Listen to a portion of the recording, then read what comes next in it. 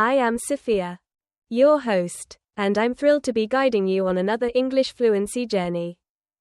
For those new to the channel, we dedicate ourselves to daily English lessons designed to build your confidence and skills step by step. We focus on practical real-world English, making your learning relevant and applicable to your daily life. Today's Masterclass is all about taking your B1 and B2 English to the next level. We'll be sharpening not only your listening comprehension, but also your speaking and critical thinking abilities. We'll dive into real-life scenarios in conversations, equipping you with the vocabulary and sentence structures to navigate them effortlessly. Think of this as your personal fluency booster shot. Throughout this session, we'll be tackling practical conversations, the kind you'd encounter in everyday situations. We'll focus on expanding on simple answers to create more natural sounding, detailed responses. We'll also explore useful vocabulary and natural sentence patterns you can immediately integrate into your speech. We'll do this through interactive exercises, repetition, shadowing, and ample opportunities for you to internalize these phrases until they become second nature. Whether you're describing your day, making weekend plans, asking for directions in a new city, or even debating your favorite movie, this Masterclass will equip you with the confidence to express yourself clearly and effectively. Before we get started, remember to hit that subscribe button and the notification bell so you won't miss out on any future lessons that will accelerate your English learning progress. Take a deep breath, relax, and let's begin our fluency building adventure. Now, let's focus on the core concept, expanding your answers. At the intermediate level, the challenge isn't just knowing individual words, it's connecting them fluidly into natural sounding sentences. You already possess a foundation. You can probably introduce yourself, order food, or ask for directions. But the goal now is to go beyond simple phrases and express yourself with nuance and detail. Let's start with a common scenario. Imagine you're chatting with a friend, and they ask, "How's your morning been?" A beginner might respond with a simple, "Good" or "Fine." However, intermediate speakers can elaborate to create richer conversations. Instead of a curt, "Good try," "It's been fantastic. I woke up early, enjoyed a leisurely cup of coffee while reading a chapter of my book, and now I'm feeling energized and ready to tackle the day." Notice the difference. We've added detail, painting a more vivid picture of your morning. Let's practice. Repeat after me. "It's been fantastic. I woke up early, enjoyed a leisurely cup of coffee while reading a chapter of my book, and now I'm feeling energized and ready to tackle the day." Now, try connecting the words smoothly, adding a natural rhythm and intonation. Excellent. Now, let's contrast that with a less than perfect morning. "It's been a bit hectic actually. My alarm didn't go off, so I had to rush to get ready and I spilled coffee all over my shirt. Thankfully, I managed to catch the bus, but I'm still a little frazzled." Notice how this response conveys more emotion and details without resorting to complex grammar. Let's practice this. 2. Repeat after me. "It's been a bit hectic. Actually, my alarm didn't go off, so I had to rush to get ready, and I spilled coffee all over my shirt. Thankfully, I managed to catch the bus, but I'm still a little frazzled." Great job. See how easy it is to add depth to simple answers. Let's move on to another example. If someone asks, "What did you do yesterday?" a simple "I studied" is insufficient. A more fluent response would be, "Yesterday was quite productive. I spent a couple of hours studying English, focusing on improving my pronunciation. Afterward, I went for a relaxing walk in the park, taking in the fresh air and sunshine. In the evening, I cooked a delicious pasta dinner for my family, and we had a lovely time together." Notice the descriptive language and the flow of the response. Let's practice this longer response. Yesterday was quite productive. I spent a couple of hours studying English, focusing on improving my pronunciation. Afterward, I went for a relaxing walk in the park, taking in the fresh air and sunshine. In the evening, I cooked a delicious pasta dinner for my family and we had a lovely time together. Now it's your turn. Describe your yesterday using this expanded approach. Don't worry about perfection, just focus on building those longer, more detailed sentences. Excellent work. Finally, let's consider a cafe scenario. The waiter asks, "What would you like to drink?" Instead of a simple coffee, please try, "I'd love a latte, please, with a splash of almond milk and a little cinnamon on top." Or, "I'll have an iced tea, please, unsweetened." Express your preferences clearly and politely. Let's role-play this. I'll be the waiter. What would you like to order? Remember to use descriptive language and add those little details to make your response sound more natural and fluent. Fantastic. You're doing great. Keep practicing and remember, fluency isn't about perfection. It's about confident and clear communication. Until next time. Okay, let's continue practicing. We left off with roleplay. Remember, these aren't just games. They're powerful tools for immersing yourself in real-life conversational scenarios. By engaging in these simulated interactions, your brain begins to internalize the natural flow and patterns of English. Think of it like muscle memory, but for your language skills. Let's try another one. Imagine you're at a cafe. I'll be the barista. What can I get for you? Now, let's shift our focus to expressing opinions. A crucial skill at the B1 and B2 levels. It's not enough to simply answer yes or no or give one word responses like good. You need to articulate your thoughts fully. For instance, if someone asks, "What do you think about daily English practice?" a simple "it's good" lacks depth and fluency. Instead, try something like, "I find daily English practice incredibly beneficial. It helps me retain vocabulary, improves my fluency, and boosts my confidence when speaking." See the difference? We've added detail and reasoning. Let's practice this. I'll ask a question and you respond with a detailed opinion.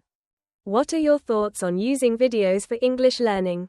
A strong response might be, "I believe learning English through videos is highly effective because it allows me to listen to native speakers' pronunciation, practice my listening comprehension, and repeat phrases at my own pace."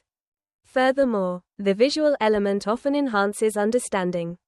Excellent. Now let's broaden this to your personal experiences. Think of something you enjoy daily. Reading, cooking, jogging, anything. Now, construct a well-developed opinion sentence about it. For example, instead of "I like reading," try "I thoroughly enjoy reading historical fiction in the evenings because it transports me to different eras and allows me to unwind after a long day." Give it a try. Remember to articulate your thoughts fully and clearly. Moving on to another common everyday scenario. Making plans. Instead of a simple "nothing," which sounds very uninspired, let's craft more interesting replies. Imagine a friend asks, "What are you up to this weekend?" You could respond, "I don't have anything concrete planned yet, but I'm hoping to catch up with Sarah for brunch on Saturday. And maybe go for a hike in the park on Sunday. Weather." See how much that response is. Let's practice that. Repeat after me. "I don't have anything concrete planned yet, but I'm hoping to catch up with Sarah for brunch on Saturday and maybe go for a hike in the park on Sunday, weather permitting." Now, let's try a different scenario. This weekend, I'm planning a trip to the beach with my family, and I also need to finish writing that report, so I'll be pretty busy. Practice saying both variations. Now, create your own weekend plan, incorporating phrases like "I'm planning to," "I might," or "I'd like to." Finally, let's work on fluency. I'll give you short prompts and you expand them into full sentences, adding details. Prompt 1. Breakfast. Example response. For breakfast this morning, I had a delicious smoothie made with berries, banana, and almond milk. It's a quick and healthy way to start my day. Prompt 2. Weather. Example response. The weather is surprisingly chilly today despite the forecast. I'm thinking I'll wear a sweater and long pants when I head out later. Prompt 3. Weekend plans. Example response. My weekend plans are quite exciting. On Saturday, I'm planning to go to the farmer's market and buy fresh produce. Later, I'd like to meet my friend at a new coffee shop downtown. On Sunday, I'm hoping to finish the book I started last week. This exercise helps you connect ideas, build more elaborate sentences, and improve your conversational fluency. Now, let's move on to conversations. When meeting new people at the B1 and B2 level, introductions go beyond a simple "Hello, my name is." Let's add some details. If someone asks where are you from, avoid just saying Brazil. Instead, try I'm from Brazil. Specifically from Rio de Janeiro, a vibrant coastal city known for its beaches and carnival. I've been living here all my life. Or, I'm originally from Brazil, but I've been living in New York City for the past 3 years. See how much more engaging those responses are. Let's practice these. Finally, when asked, what do you do? Avoid simplistic answers. Instead of I'm a student, try I'm a student at the University of California, Berkeley, majoring in environmental science. I'm particularly interested in sustainable agriculture. Or instead of I work, try I work as a software engineer at a tech startup developing mobile applications. It's a challenging but rewarding career. Practice these responses. The key is to add those little details that paint a more complete picture of who you are and what you do. This makes your English sound more natural and confident. Remember, consistent practice is key. Okay, now it's your turn to practice. We've learned some great techniques for introductions. And now we'll put them into action. Think about how you'd introduce yourself in a professional or social setting. Remember, a good introduction is more than just stating your name, origin, and profession. It's about creating a connection and leaving a positive impression. Let's break it down. First, your name. State it clearly and confidently. For example, instead of a mumbled, "Hi, I am John," try a more assertive, "Hello, my name is John Smith." Notice the difference. The second version conveys more self-assurance. Next, your origin. Don't just say, "I'm from California." Add a little flavor. You could say, "I'm from sunny Southern California near the beach," or "I'm originally from a small town in rural Iowa, but I have lived in New York City for the past 5 years." These additions paint a picture and spark conversation. Now, what do you do? Instead of simply stating your job title, consider adding context. For example, instead of "I'm a teacher," you could say, "I'm a high school English teacher, passionate about helping students discover the joy of reading." This shows enthusiasm and provides a clearer understanding of your role.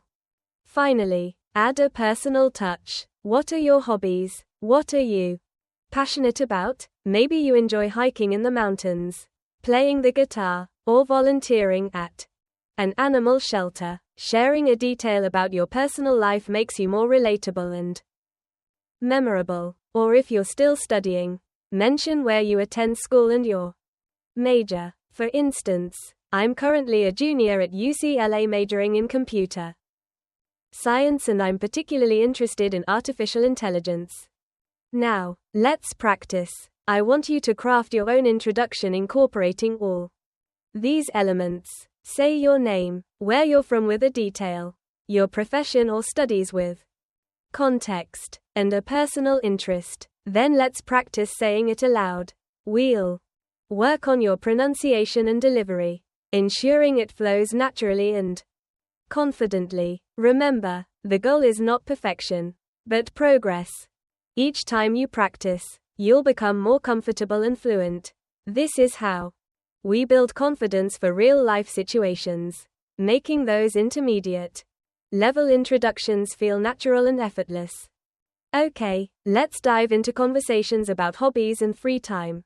This is a cornerstone of everyday English interaction. If someone asks, "What do you enjoy doing in your spare time?" a basic response might be, "I like reading." However, to demonstrate intermediate fluency, you need to expand on that. For example, you could say, "I enjoy losing myself in English novels, particularly mystery thrillers. I find them incredibly engaging, and they're a fantastic way to build my vocabulary. It's like a fun puzzle where I learn new words within a compelling narrative." Let's practice that. Repeat after me. I enjoy losing myself in English novels, particularly mystery thrillers.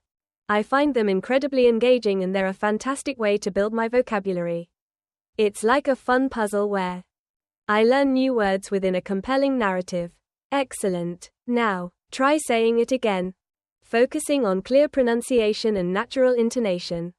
Here's another example. In my free time, I'm passionate about experimenting with new recipes. I often invite my family over for a taste test. It's a great way to share my culinary creations and spend quality time together. Let's say it together. Remember to add expression to your voice. It makes a huge difference. Now, one more time, focusing on fluency and natural rhythm. Wonderful. Now consider one of your own hobbies. Think about it for a moment. What makes it special? What are the specific details?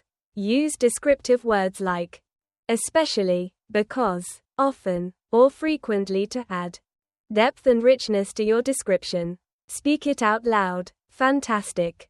That's great fluency practice. Let's make this more interactive with a role play. Imagine I'm your friend, Sarah. I ask, "What do you enjoy doing in your free time, besides studying English?" Of course, answer me with a complete sentence providing detail and vivid descriptions. Excellent. Let's try again, this time focusing on a different hobby. Remember to use descriptive language. Wonderful. You're doing great. Now, let's move on to discussing past experiences. At the B1 and B2 levels, you should feel confident using the past tense to vividly describe your memories. For instance, if someone asks, "Have you ever traveled internationally?" you could respond, "Yes, I have. Last summer, I went to Turkey with my family. We explored Istanbul, and it was absolutely breathtaking. The vibrant culture, the delicious food, the historical sites. It was an unforgettable experience. The bustling Grand Bazaar was particularly exciting, a whirlwind of sights, sounds, and smells." Let's practice. Repeat after me. Yes, I have. Last summer, I went to Turkey with my family. We explored Istanbul and it was absolutely breathtaking. The vibrant culture, the delicious food, the historical sites. It was an unforgettable experience. The bustling Grand Bazaar was particularly exciting, a whirlwind of sights, sounds, and smells. Excellent. Now, again, this time focusing on your own natural pacing. If your answer is no, you can still craft a fluent response. For example, you could say, "No, I haven't traveled internationally yet, but I'm really hoping to visit Japan someday. I'm fascinated by its rich history, its unique culture, and of course, the amazing food." Let's practice this response. Remember to convey your enthusiasm one more time, adding emphasis to the words that express your desire to visit.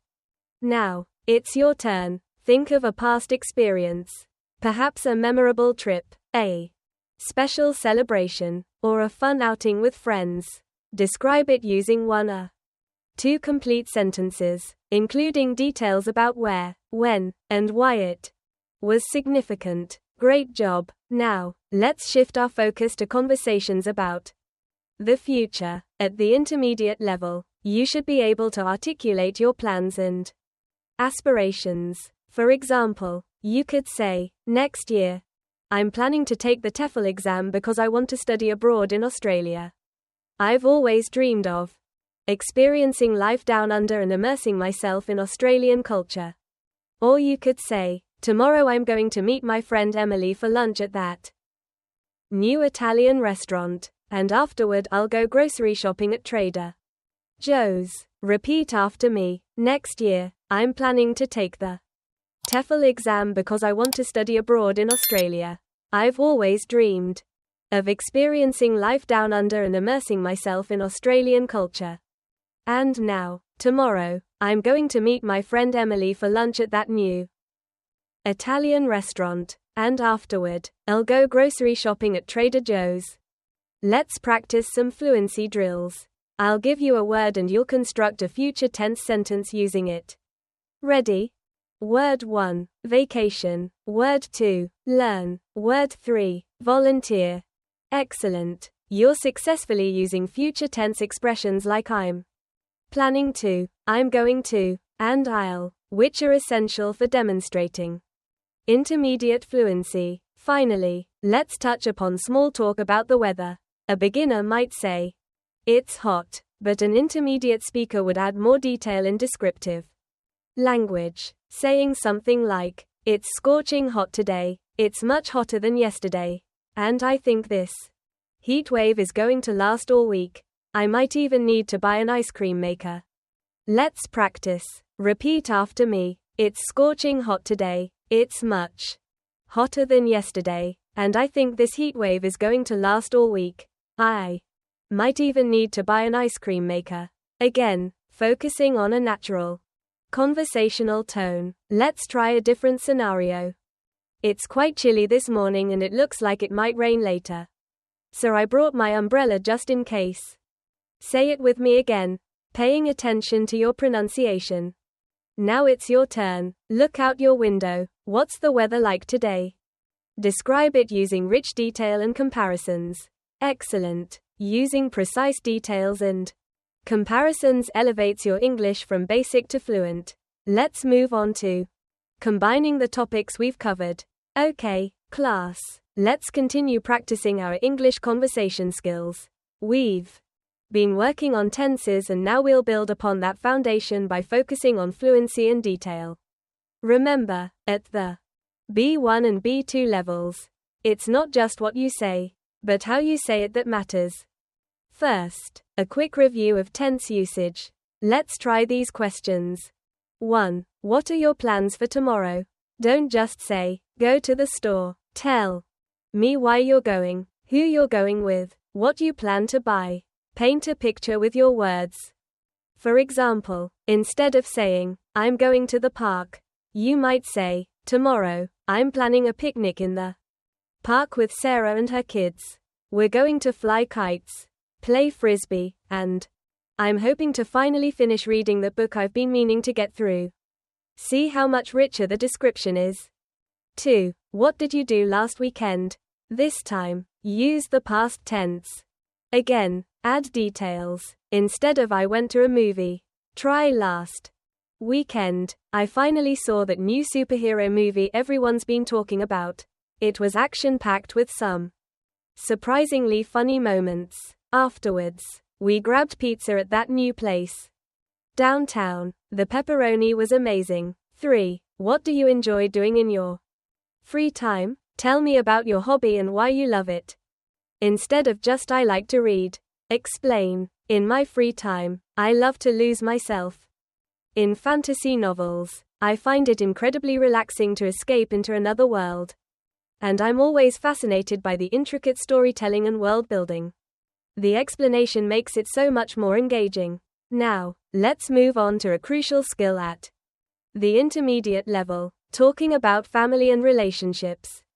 This comes up constantly in casual conversation. At B1 and B2, you should be comfortable providing details, sharing anecdotes, and explaining family dynamics effortlessly. Let's say someone asks, do you have any siblings? A basic answer is yes. I have a brother. But a more detailed response could be yes. I have an older brother named Alex. He's a software engineer working in Silicon Valley. And surprisingly, he's a talented musician in his free time. He plays the guitar in a band. And they're even recording an album now. See the difference? We've added detail, personality, and context. Let's practice. A few examples. Example 1. I have a younger sister, Chloe. She's a college student studying marine biology and she's passionate about ocean conservation. She spends her summers volunteering with sea turtle rescue programs. Example 2. I have 2 older cousins, Maria and David. Maria is a doctor and lives in London, while David's a chef who owns his own restaurant in New Orleans. They are quite opposite in their professions, but they're still very close. Your turn. Describe a family member with specific details. What do they do? What are their hobbies? Where do they live? Let's hear it. Now, let's role play. Imagine I'm a new acquaintance asking about your family. Answer with a few sentences including names, occupations, and hobbies. Let's make this conversation as realistic as possible. Next, let's discuss daily routines. At B1 and B2, you should be able to describe not only what you do, but also how you feel about it and maybe even compare routines or offer reasons. For example, instead of I get up and go to work, you could say on weekdays I usually wake up around 6:30 a.m. I'm not a morning person, so I rely on a strong cup of coffee to get going. After a quick breakfast, I head to the office. Although my commute can be stressful sometimes, particularly during rush hour, the feeling of accomplishment I get at the end of the day makes it worthwhile. Let's practice. Example 1. Every morning I have a quick workout. Even though it's early, it boosts my energy for the whole day and helps me feel more focused at work. Example 2. In the evenings, I usually unwind by reading a book or watching a movie. It's the perfect way to de-stress and recharge before bed. It's your turn. Describe one part of your daily routine with detail and emotion. Finally, let's practice incorporating names into our conversations. Let's pretend you're talking to a friend, Emily. She asks, "What's a typical day like for you?" You could respond, "Well, Emily, a typical day starts with me getting ready for my class. Then I head to the campus for my morning lectures. Afternoons are reserved for group projects and research. In the evenings, I often grab dinner with friends before heading back to my apartment to study." It's a pretty busy schedule, but it's rewarding. Now, let's practice some more. We'll work on describing your city or town. Try describing a place that you love. Remember, the key is to add details, use vivid language, and make your descriptions come alive. The more detail you provide, the more engaging and natural your conversation will sound. Let's work on making our conversations flow more naturally, enriching our interactions with others. Okay, let's enhance this lesson on conversational English. We've talked about knowing your community. You mentioned liking the mountains near your town and how people know each other well. That's great. Now, let's delve a little deeper. Think about your city or town, not just in a sentence or two, but try to paint a picture with words. What are the unique characteristics? What sights, sounds, and smells define it? For example, I could say, my hometown is nestled in a valley, surrounded by rolling hills dotted with vineyards.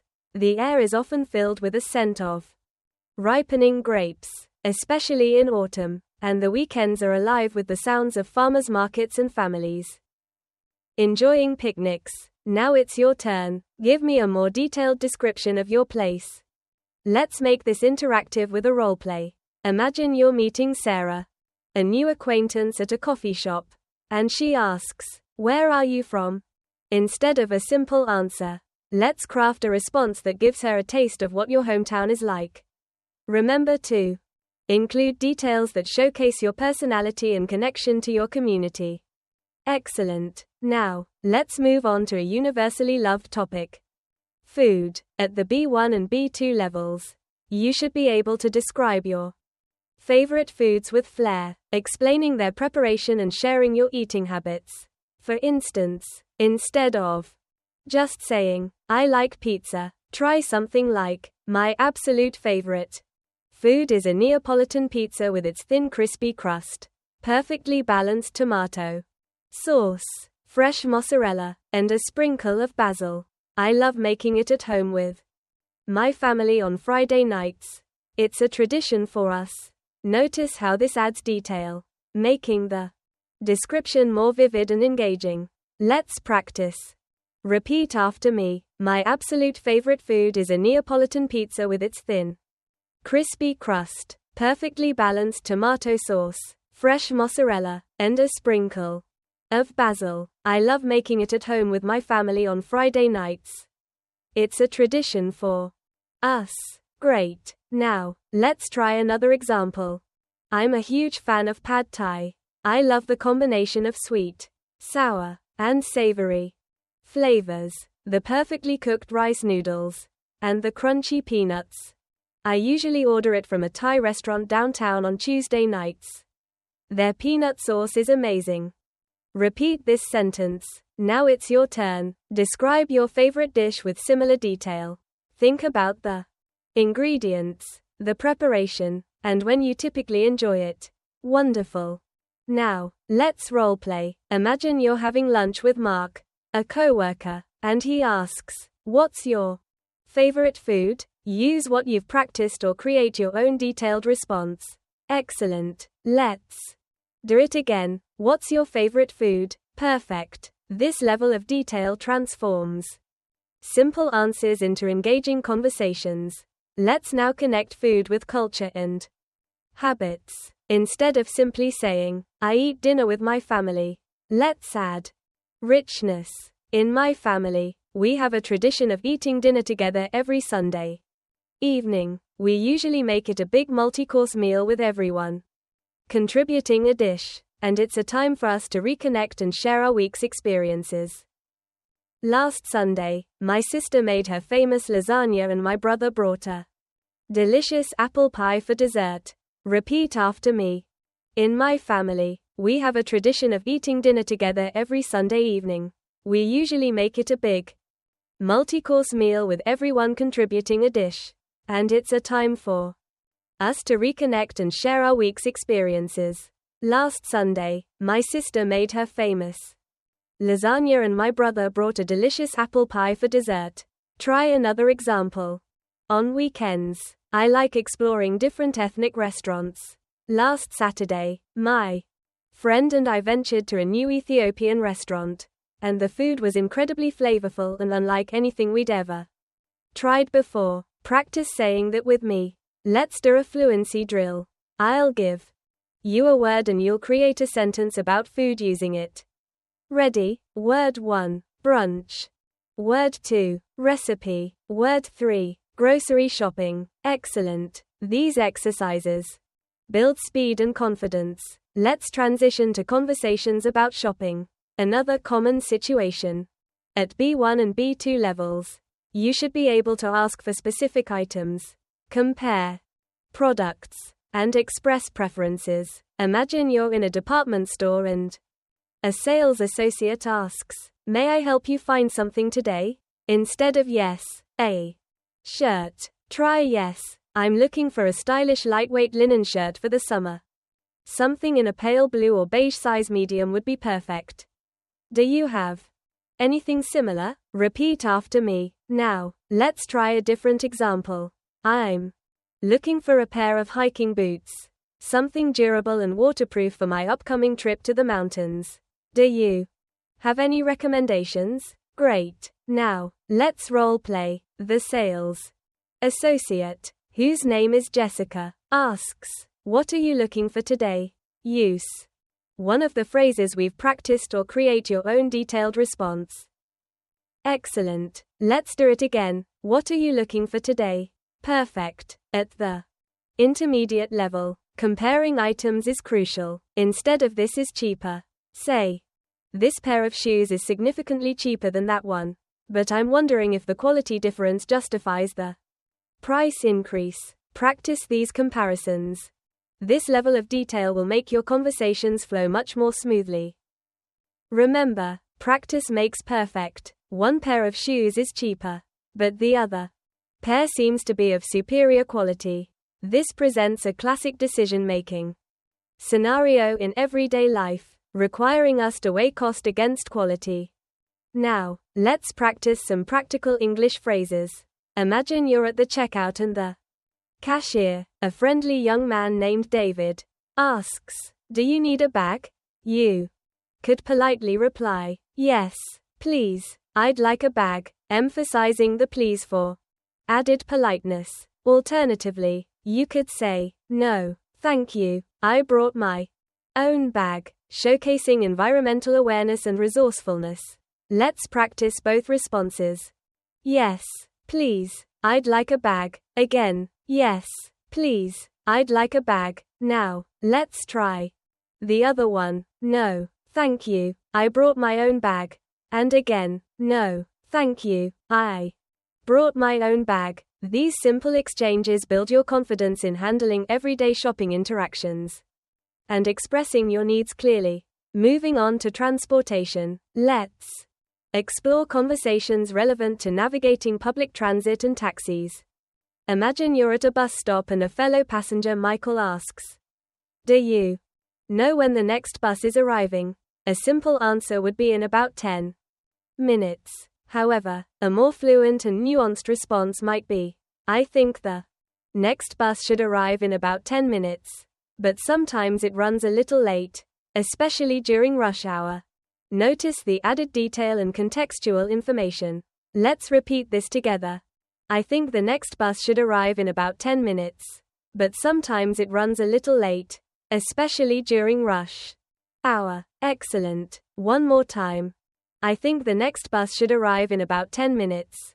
But sometimes it runs a little late, especially during rush hour. Now, picture yourself in a taxi. The driver asks where to. Instead of simply saying, try providing more specific directions. For instance, you could say, "I'd like to go downtown near Main Street, close to the library. Please." The added detail helps the driver understand your destination more precisely. Let's practice. I'd like to go downtown near Main Street, close to the library. Please. Again, I'd like to go downtown near Main Street, close to the library. Please. Now, let's role play. I'll be the taxi driver. Where would you like to go? Pause for student response. Excellent. Let's do it one more time. Where would you like to go? Pause for a student response. Wonderful. Giving and receiving directions are essential aspects of everyday life. For example, you could say, "Go straight for 2 blocks. Then, turn right at the traffic light. The bank will be on your left." Alternatively, you could say, "Walk down the street until you reach the park. And then you'll see the bus station right next to it." Let's practice these directional phrases. Go straight for 2 blocks. Then turn right at the traffic light. The bank will be on your left. Again, go straight for 2 blocks. Then turn right at the traffic light. The bank will be on your left. Now the other one. Walk down this street until you reach the park and then you'll see the bus station right next to it. And one more time. Walk down this street until you reach the park. And then you'll see the bus station right next to it. Mastering these practical phrases significantly enhances your conversational English and makes you more confident in everyday situations. Remember, clear communication is key to navigating daily life smoothly. Okay, let's enhance our English conversation skills. We'll focus on practical scenarios, building your confidence in everyday interactions, phone calls, doctor's appointments, and workplace communication are key areas we'll cover. Part 1. Mastering phone calls. First, let's tackle phone conversations. These can be tricky because you rely solely on audio cues. At an intermediate level, You need smooth greetings, clear requests, and polished politeness. Let's role play. You're calling your friend Sarah. A natural opening might be, "Hi Sarah, it's Emily. How's your day going?" Notice the friendly tone. Let's practice that again. "Hi Sarah, it's Emily. How's your day going?" Excellent. Now imagine calling the Brightar Company. The receptionist answers, "Good morning, Brightar Company. How can I help you?" A professional response would be, "Good morning, my name is Emily and I'd like to speak with Mr. Jones. Please, let's try it together. Good morning, my name is Emily and I'd like to speak with Mr. Jones. Please." Perfect. What if Mr. Jones isn't available? The receptionist might say, "I'm sorry, he's in a meeting. May I take a message?" Your reply should be concise and helpful. "Yes, please tell him Emily called regarding the Peterson account and to call me back at 555,122. Let's practice that. Yes, please tell him Emily called regarding the Peterson account and to call me back at 55,512. Notice how providing context the Peterson account makes your message more effective. Remember, clear communication and polite phrasing are crucial in phone conversations. Part 2. Navigating the doctor's office. Next, let's practice conversations at the doctor's office. This involves describing your symptoms clearly and concisely. Suppose you're seeing Dr. Lee and Nurse Jessica asks, "What seems to be the problem today?" Instead of a simple headache, try a more detailed response. "I've had a throbbing headache since yesterday morning, and it's gotten worse despite taking ibuprofen." Let's rehearse that. "I've had a throbbing headache since yesterday morning, and it's gotten worse despite taking ibuprofen." Adding details like throbbing and specifying the pain reliever helps the doctor understand your condition better. Another example, "I've been coughing incessantly for 3 days and I feel incredibly fatigued. I also have a slight fever." Practice this one. "I've been coughing incessantly for 3 days and I feel incredibly fatigued. I also have a slight fever." The use of words like incessantly and incredibly adds emphasis and precision. If Dr. Lee asks, "How long have you been experiencing these symptoms?" your answer could be, "I've been feeling this way for about 3 days and the symptoms seem to worsen at night." Let's practice that. "I've been feeling this way for about 3 days and the symptoms seem to worsen at night." Scheduling an appointment. If the receptionist says, "When would you like to come in?" you could respond with, "I'd prefer an appointment sometime next week, ideally Tuesday afternoon if that's available." Or, "I'd like to schedule an appointment for Friday morning if possible." Practice both options to build fluency.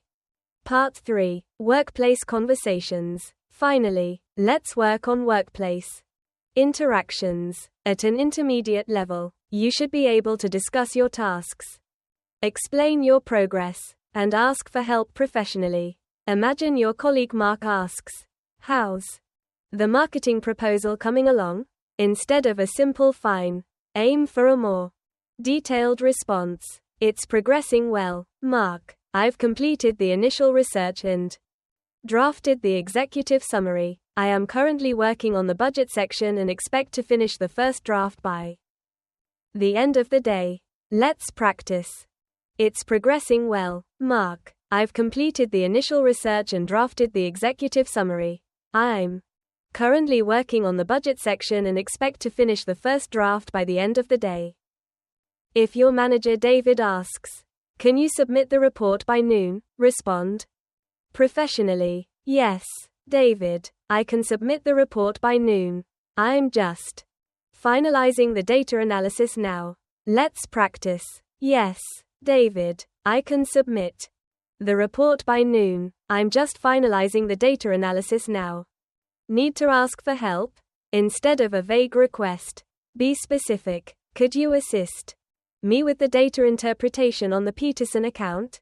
I'm struggling to understand the statistical analysis." Practice. Could you assist me with the data interpretation on the Peterson account? I'm struggling to understand the statistical analysis. Remember, clear and detailed communication is crucial in all these scenarios. Let's continue building your confidence in these key areas. Let's enhance your English communication skills, focusing on workplace, social, and travel contexts. We'll build confidence by practicing essential phrases and role-playing realistic scenarios. First, let's tackle workplace English. Remember, politeness is key. Using phrases like could you, I caught, or would you mind conveys professionalism and respect. For example, instead of saying check my email, try Sarah, would you mind taking a quick look at this email before I send it? I want to make sure everything looks okay. Notice the difference. It's much more courteous and collaborative. Let's practice this with a few more examples. Imagine you need to ask your colleague, Mark, for help with a spreadsheet. Instead of help me, you could say, Mark, could you possibly assist me with this spreadsheet? I'm having a little trouble with the formatting. Or if you need to reschedule a meeting with your boss, Mr. Jones, you might say, Mr. Jones, would it be possible to reschedule our meeting for tomorrow afternoon? I have an unexpected conflict this morning. See how these polite requests create a positive work environment. Now, let's move to lunch conversations. If Michael invites you to lunch, you could respond enthusiastically. Sure, Michael, I'd love to. Where are we headed? Or more casually, thanks, Michael, but I packed my lunch today. I'll catch you later. Practice these responses. The key is to sound natural and friendly. Think of the tone of your voice as part of the practice. 2. Workplace communication is not just about tasks. It's also about building relationships. Next, let's explore social English. At the B1 and B2 level, you should be able to smoothly invite, accept, and politely decline invitations. If Emily invites you to the movies, a natural response might be, that sounds fantastic, Emily. What time were you thinking? Or, if you can't make it, a polite refusal could be, oh, I'd love to, Emily, but I already have plans that evening. Perhaps another time. Let's try some different scenarios. Imagine your friend David asks you to go to a concert. You could say, that sounds awesome. Test. David, what time? And where does it start? Or, thanks for inviting me, David, but I won't be able to make it. How about we catch up for coffee next week instead? The goal here is not only to learn phrases, but to understand how to express yourself clearly and confidently. In different social contexts, let's practice planning social events. 2. If your friend Lisa asks, what are you up to this weekend? You could say, I'm thinking of going to the park on Saturday. Fancy joining me for a walk and coffee afterwards, or perhaps, I'd love to check out that new Italian restaurant downtown. Are you free on Sunday evening? These simple phrases allow for natural and engaging conversation. Finally, let's prepare for travel situations. At the airport, if a staff member, let's call her Jessica, asks for your documents, you would simply and politely respond, certainly, here's my passport and boarding pass. If you need assistance, use polite requests. For example, excuse me, could you direct me to gate 45, or excuse me, could you tell me where I can find the restroom? Similarly, at a hotel with a receptionist, Mark, the check-in conversation might flow like this. Mark, welcome. Do you have a reservation? You, yes, I have a reservation under the name John Smith for 2 nights. If you need more towels, you can politely request, excuse me, could I please have some extra towels sent to my room? Or, the air conditioning is not working correctly. Could someone please come and take a look? To wrap up, let's conduct a fluency drill combining workplace, social, and travel scenarios. Prompt 1. Workplace. You need to ask your colleague Anna for feedback on a report. Prompt 2. Social. You're planning a weekend getaway with a friend. Ben. Prompt 3. Travel. You need to ask for directions at an unfamiliar train station. These quick drills will help you connect these topics smoothly and naturally in everyday conversations. Now, let's practice ordering food at a restaurant. Instead of just saying pizza, try yes. I'd like a large pepperoni pizza, please, and a Coke, please. Remember, adding small details like specifying the pizza size or drink adds to the fluency and confidence. Fluent English isn't just about the words. It's about the flow, the confidence, and the polite interaction. Let's practice. Okay, class, let's continue practicing our English for everyday situations. We've covered greetings and ordering food, but now let's delve a bit deeper into restaurant scenarios and then move on to emergency situations. Remember our ordering practice? Let's review and expand on that. I'd like a medium pepperoni pizza, please, but let's add some flair. You could say, excuse me, I'd like to order a medium pepperoni pizza, please, and could I also get a large iced tea with lemon if you have it? Notice how adding a small detail like the lemon makes the request more personal and shows you're paying attention to the finer points of service. Now, let's say you're unsure of your order. Instead of just saying, I'm still deciding, Jessica, which is fine. Try something like, excuse me, Jessica, I'm still looking over the menu. Could you tell me a little more about today's special? What kind of protein is it? And what are the side dishes? This shows engagement and allows you to make a more informed decision. Let's practice this with a partner. One of you will be the server, the other the customer. Remember to use clear and polite language. Let's role play a complete dining experience. I'll be the waiter. David, can I get you something to drink while you look at the menu? Sarah, your partner Sarah should respond with a drink order. Excellent. Now, after your meal, I'll ask, would you like dessert? Sarah, remember, you can respond with, yes. Could I see the dessert menu, please? Or, no, thank you, David. The meal was delicious, but I am quite full. Thank you for your excellent service. Practice this dialogue with your partner several times, focusing on clear pronunciation and natural intonation. Try varying your responses. Perhaps you'd like to order coffee instead of dessert. The key is to sound confident and polite. Finally, when you're ready for the check, instead of simply saying, could we have the check, please? You could also add, and could you please separate the check? If you're dining with a friend, practice asking for the check in different ways. You could say, excuse me, could we get the bill, please? The important thing is to be polite and clear. Now, let's shift our focus to emergency situations. While we hope to never need to use these phrases, knowing them could prove invaluable. Imagine you're with your friend Michael and he suddenly feels faint. Instead of just saying, excuse me, could you please call an ambulance? My friend isn't feeling well. Try adding more details. Excuse me, sir, madam, could you please call an ambulance? My friend Michael has just fainted. He's pale and seems to be having difficulty breathing. We're at location. Providing more information helps emergency services respond more effectively. Practice this scenario with your partner, adding variations like describing other symptoms. Another example, if you lose your wallet, instead of just saying, I think I lost my wallet, it's black and has my ID and credit card inside. Could you help me check if anyone found it? Try this. Excuse me, I believe I've lost my wallet.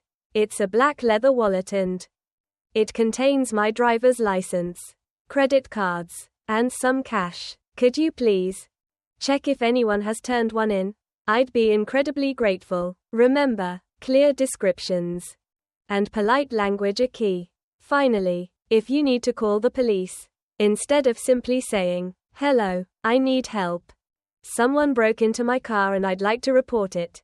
You might say, hello, police. I'm calling to report a break-in. My car was broken into at location at approximately time. Describe what was stolen. I would like to file a police report. Remember, practicing these phrases will not only help you in real-life situations, but also increase your confidence when speaking English. Even though emergencies are stressful, being prepared can make a significant difference. Now, let's practice some more scenarios. Okay, let's dive into storytelling, a fantastic way to boost your fluency. At the B1 and B2 levels, you should be able to craft short narratives about your experiences, complete with a compelling beginning, a detailed middle, and a satisfying conclusion. Let's start with a simple example. Last weekend, I went to a thrilling baseball game with my friend Mark. The sun blazed, painting the stadium in golden light. The air crackled with excitement. The stadium was packed, a sea of cheering fans, waving pennants, and holding up signs. We were right behind home plate. The energy palpable. We roared our support for the home team, the City Sluggers, and the game was a nail-biter. It went down to the wire. A tense bottom of the ninth inning. Finally, with 2 outs and bases loaded, our cleanup hitter smashed a grand slam.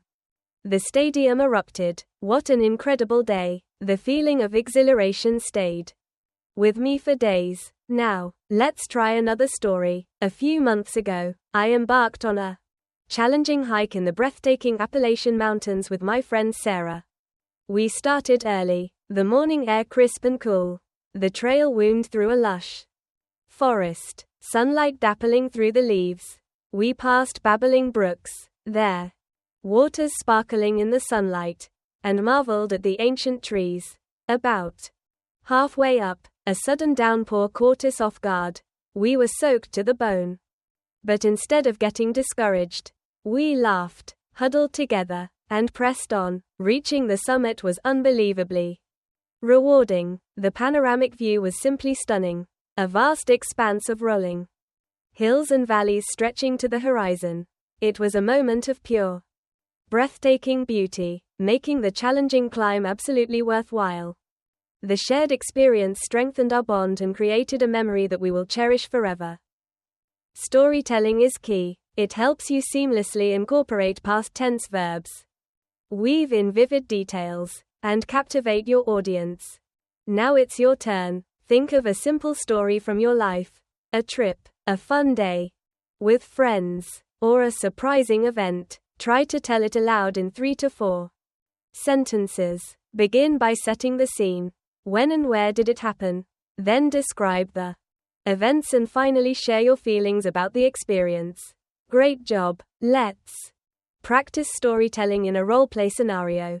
Imagine Monday morning. Your coworker, David, asks, "How was your weekend?" Instead of a simple good, tell a short story. For example, "It was fantastic, David. Saturday was all about relaxation. I spent the day reading a captivating novel by the lake. Sunday, however, was an adventure. I went kayaking with my family and saw an amazing eagle soaring overhead. It was a perfectly balanced weekend." Repeat after me. It was fantastic, David. Saturday was all about relaxation. I spent the day reading a captivating novel by the lake.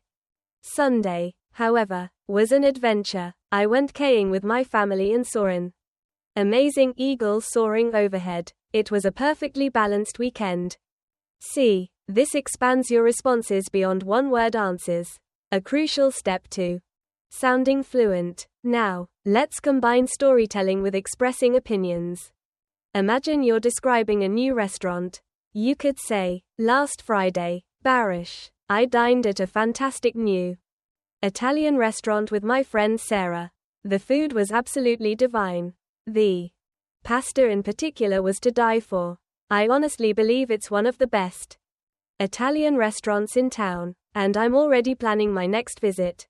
Repeat after me. Last Friday, I dined at a fantastic new Italian restaurant with my friend Sarah. The food was absolutely divine. The pasta, in particular, was to die for. I honestly believe is one of the best Italian restaurants in town, and I'm already planning my next visit. This blends storytelling and opinions. A vital skill at the intermediate level. Let's do a storytelling fluency drill. I'll give you a word and you'll create a short story using it. Ready? Word 1. Concert. Example. Last summer, I attended a spectacular outdoor concert. The music was electrifying and the atmosphere was electric. We danced under the stars, singing along to every song. It was an unforgettable evening. Word 2. Trip. Example. My family and I recently took a memorable trip to the Grand Canyon. The vastness of the canyon was breathtaking. The colors of the rock formations were amazing. We hiked a portion of the South Rim Trail and took stunning photographs. It was a trip we'll never forget. Word 3. Birthday. Example. My sister's recent birthday was a joyous celebration. We threw a surprise party complete with decorations, delicious cake, and heartfelt gifts. Seeing her joyful reaction made all the effort worthwhile. It was a perfect birthday. These drills help you naturally connect events and practice past tense verbs in context. Finally, let's focus on school and study conversations. These are invaluable even if you aren't a student, as they help you describe routines, subjects, and goals. Imagine you're at college. Your classmate Sarah asks, "What classes are you taking this semester?" Instead of a simple English and history, you can say, "I'm taking English, history, and a challenging biology course. English is my favorite. I love delving into literature and improving my writing skills. History is fascinating, exploring the intricacies of past civilizations, and biology, despite its complexity, is intriguing because of the insights into human physiology." Repeat after me. I'm taking English, history, and a challenging biology course. English is my favorite. I love delving into literature and improving my writing skills.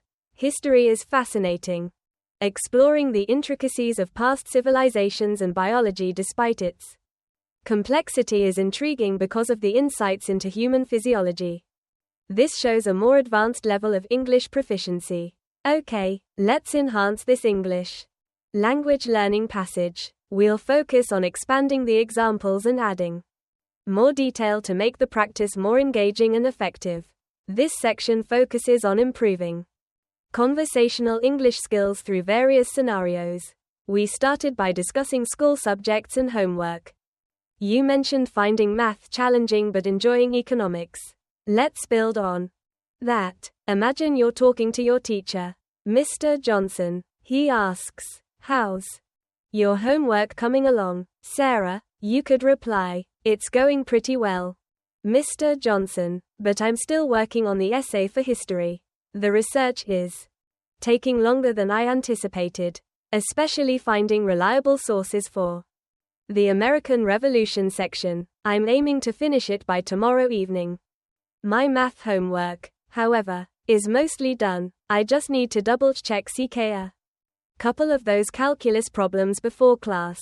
Notice how adding details makes your response sound more natural and fluent.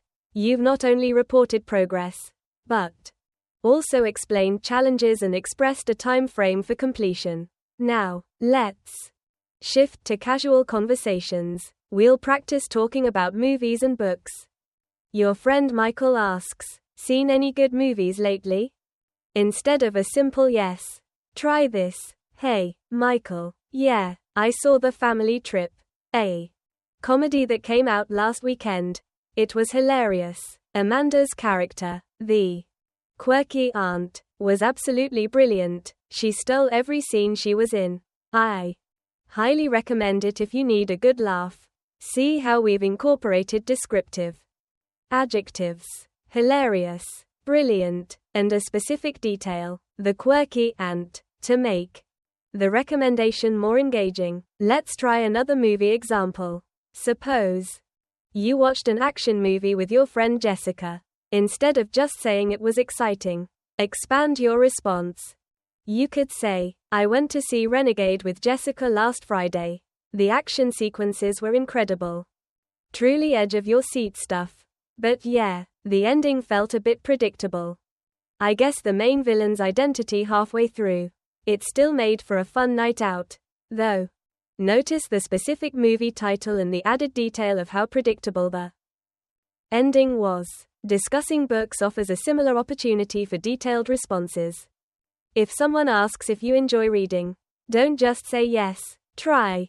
Absolutely. I love novels, especially mysteries and thrillers. I just finished The Shadow Syndicate by Daniel Brown. I couldn't put it down. The plot twists were so unexpected and kept me guessing until the very end. The characters were really well developed, too, especially the protagonist, who's a bit of a morally gray character. It was a fantastic read. Here, we've mentioned the genre, book, title, and author, providing specific details that make the response more engaging. Next, we'll practice longer storytelling. Remember to incorporate time expressions, descriptions, and feelings. Consider this example. Last summer, my family and I went on a road trip across California. We started in Los Angeles, exploring Hollywood, taking pictures with the Walk of Fame stars and visiting the Griffith Observatory. It was incredibly busy, but the views were breathtaking. Next, we drove up the Pacific Coast Highway to San Francisco, stopping at many scenic overlooks along the way. We crossed the Golden Gate Bridge. An unforgettable experience. The San Francisco fog was really interesting. It was much cooler there, and we spent a relaxing day wandering along Fisherman's Wharf and enjoying the sea lions. We even took a ferry to Alcatraz Island. By the end of the trip, I was exhausted, but had created memories I will treasure forever. Finally, let's try a shorter story about a celebration. Let's say it was a friend's birthday. 2 weeks ago, I went to Emily's 25th birthday party. It was at her apartment, decorated with colorful fairy lights and streamers. There was a great playlist, some good music, everyone was dancing and laughing. The highlight was when her boyfriend surprised her with a beautiful handmade quilt, and all of us sang happy birthday.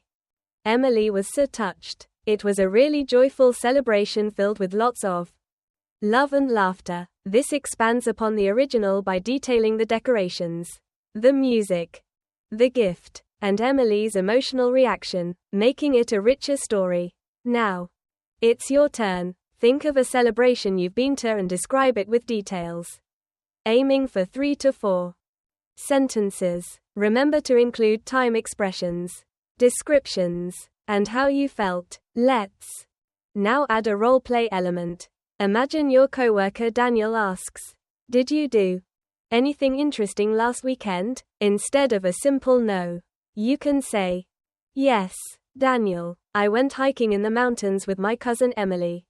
The trail was challenging, but the views from the summit were absolutely stunning.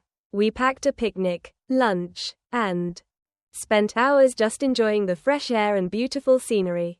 It was a wonderful, relaxing escape from the city."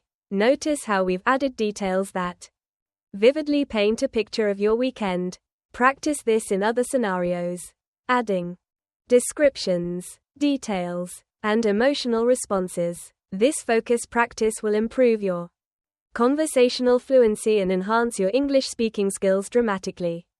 Okay, let's look at how we can improve this paragraph.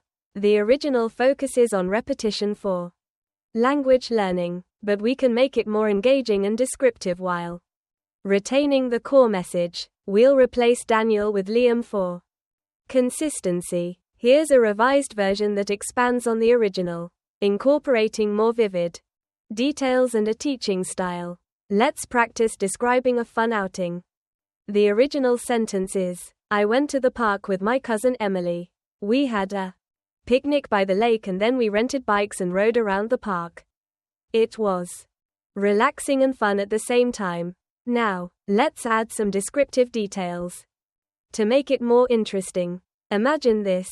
I went to the park with my cousin Emily. The sun was shining, a perfect summer day, with fluffy white clouds drifting lazily across the sky.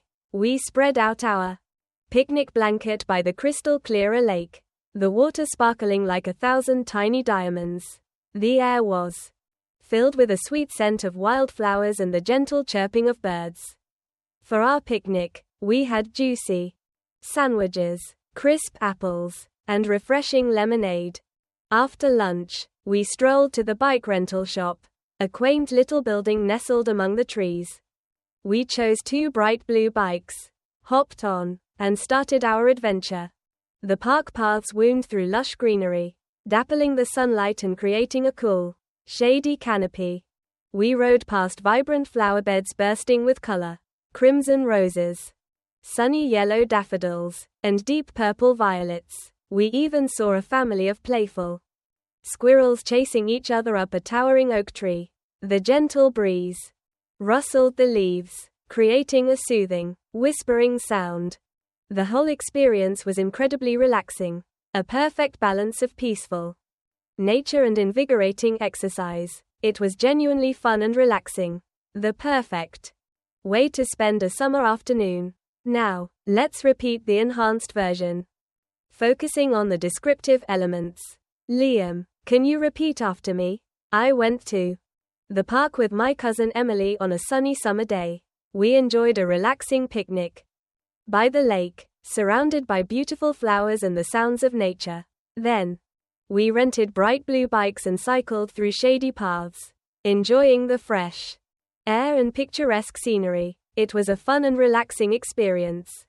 Excellent, Liam. See how adding descriptive words and phrases significantly enhances the storytelling and makes the experience more vivid.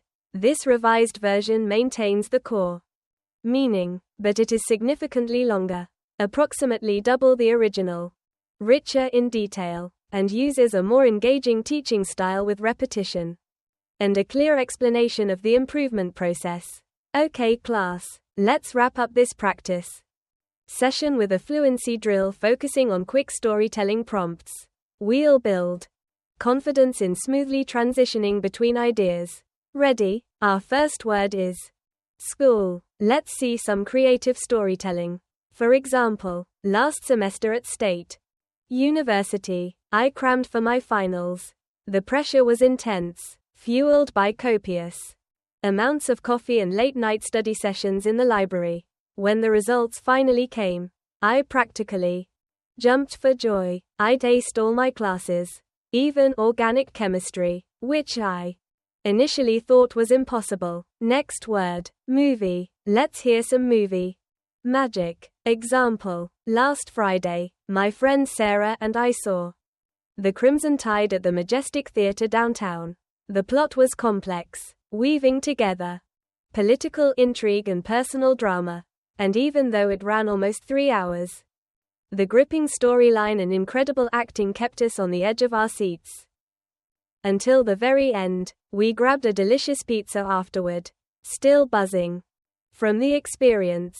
Finally, book time to dive into some literary adventures. Example, I just finished reading The Unexpected Inheritance last night. The twist at the end completely blindsided me. I'd suspected the villain's identity, but the author cleverly subverted my expectations, leading to a thrilling and unexpected conclusion. I immediately ordered the sequel. These exercises sharpen your storytelling abilities and improve your fluency in connecting ideas. Now, let's shift gears and practice essential conversational English. Requesting services and making polite complaints. These situations might feel awkward, but at the B1 and B2 levels, you should confidently express yourself clearly and respectfully. Let's imagine scenarios. You're at the Cozy Corner Cafe and your meal arrives cold, instead of a blunt, "This is cold. Try this." "Excuse me, Maria, my pasta seemed little chilly. Could you perhaps kindly warm it up for me?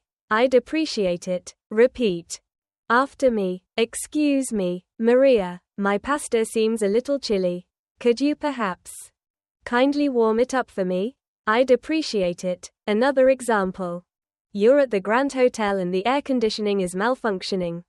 Instead of just complaining, say, "Hello, David. The air conditioning in room 427 isn't working properly.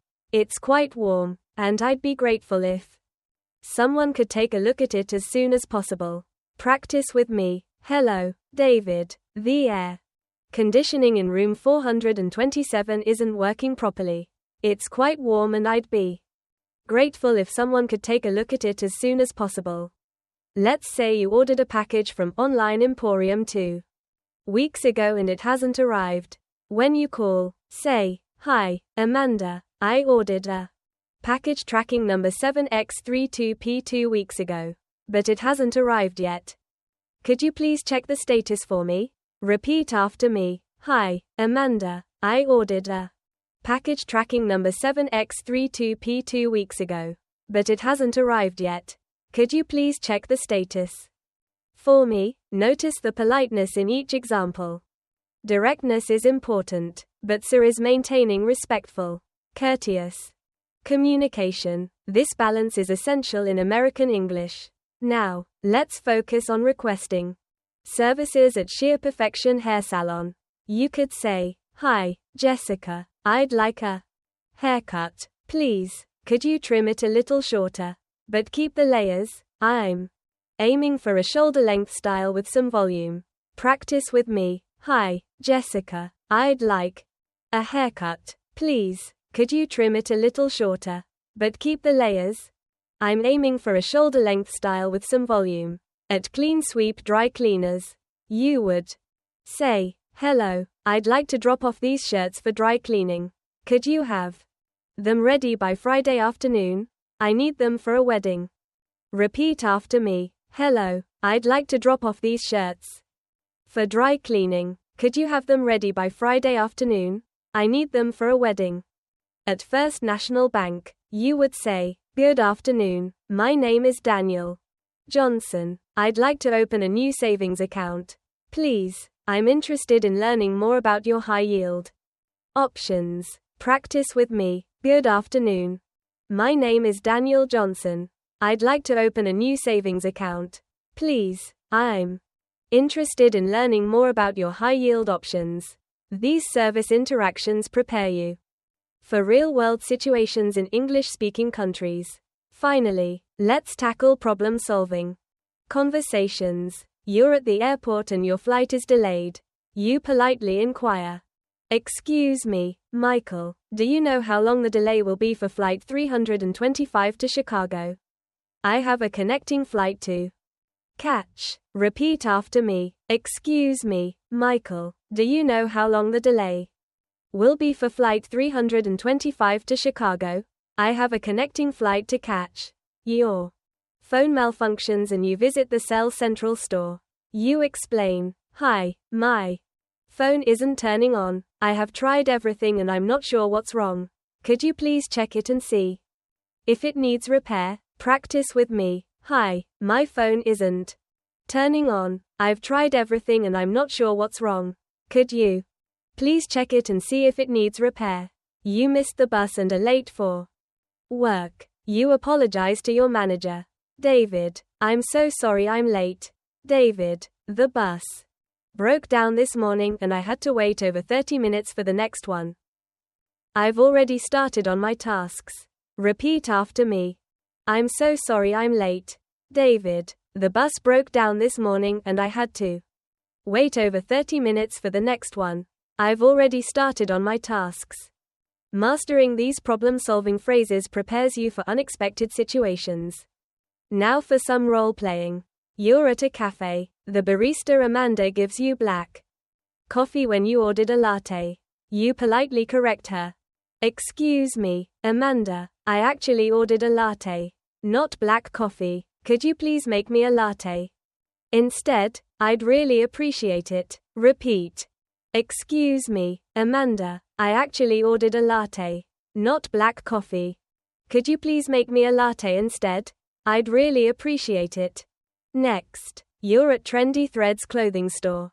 You discover a rip in a shirt you Bought yesterday. You say, hello, I bought this shirt yesterday, but I just noticed there's a small rip near the seam. Could I please exchange it for another one? Let's practice that. Hello, I bought this shirt yesterday, but I just noticed there's a small rip near the seam.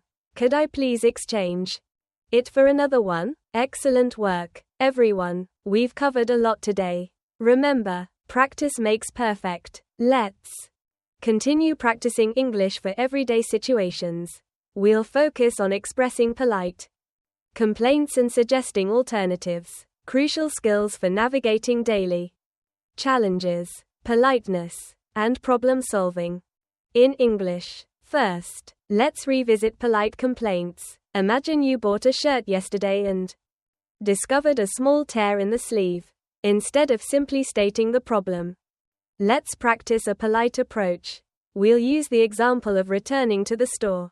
Repeat after me. Hello, I bought this shirt yesterday and I just noticed there's a small tear near the cuff of the left sleeve. Could I possibly exchange it for another one of the same style and size? Notice the addition of detail.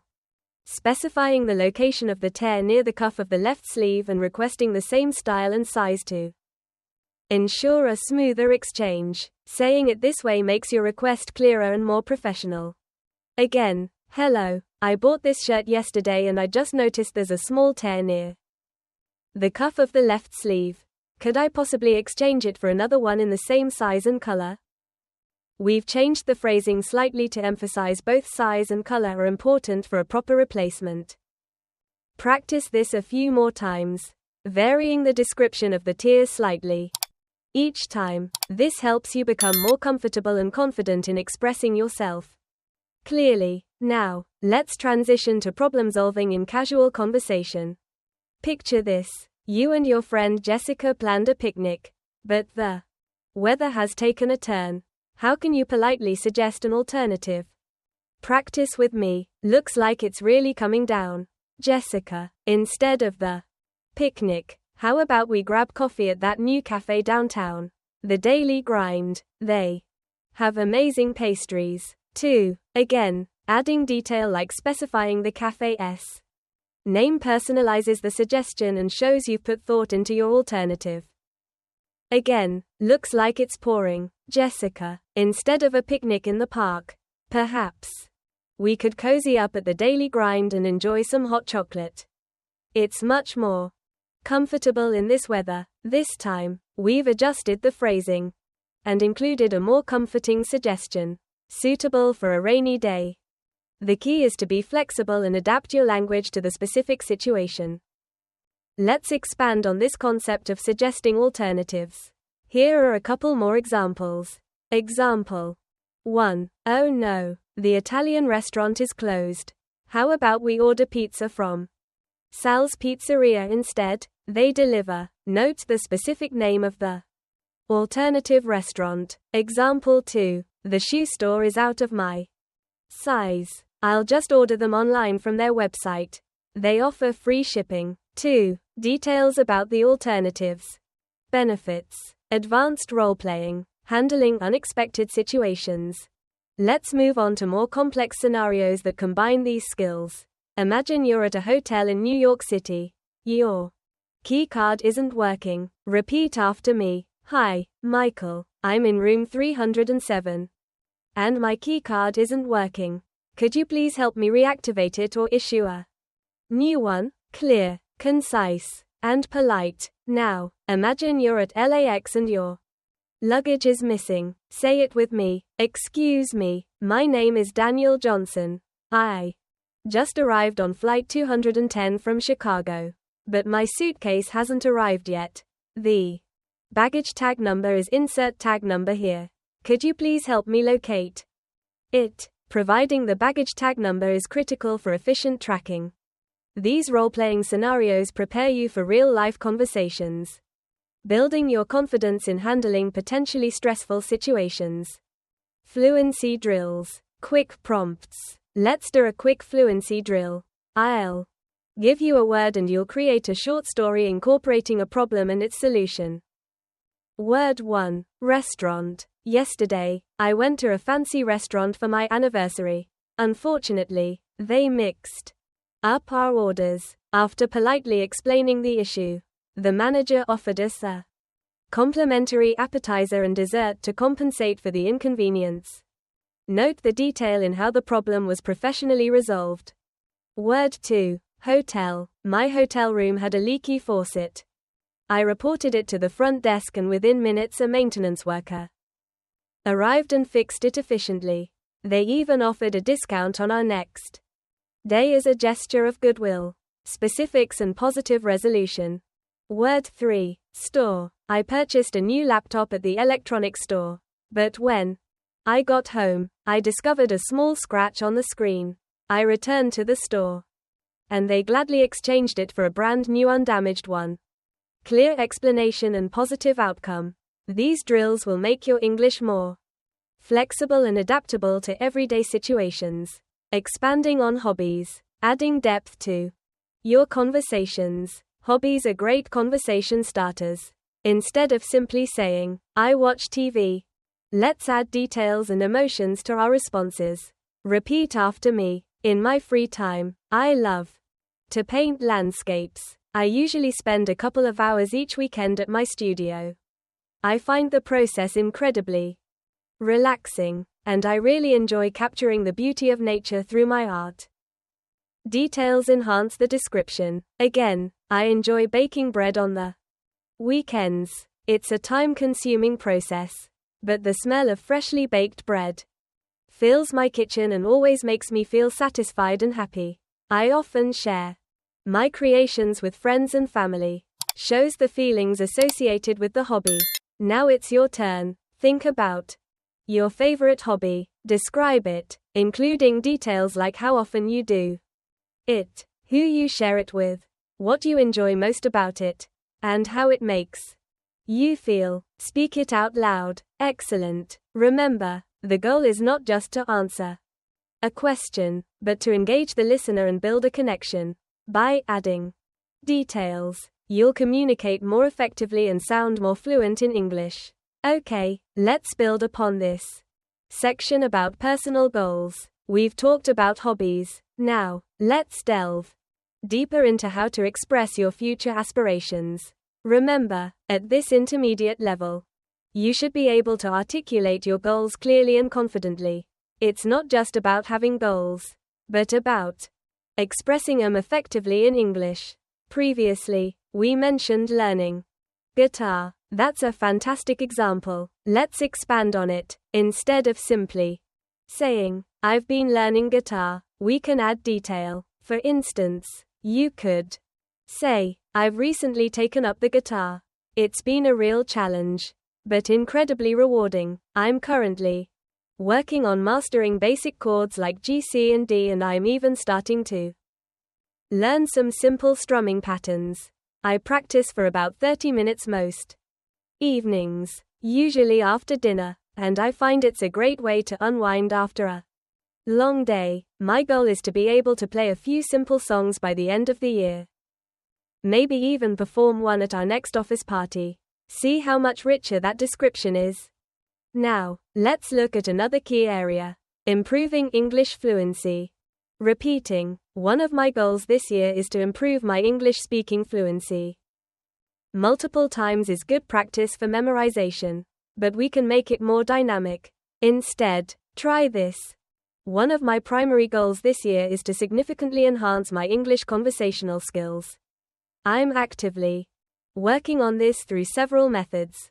I watch English language movies and TV shows focusing on understanding the natural rhythm and pronunciation. I also utilize language learning apps where I practice repeating sentences and engaging in short dialogues.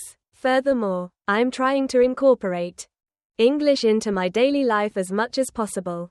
Thinking in English during my commute, ordering my coffee in English, and even trying to describe my day to my family in English. This illustrates a more comprehensive approach.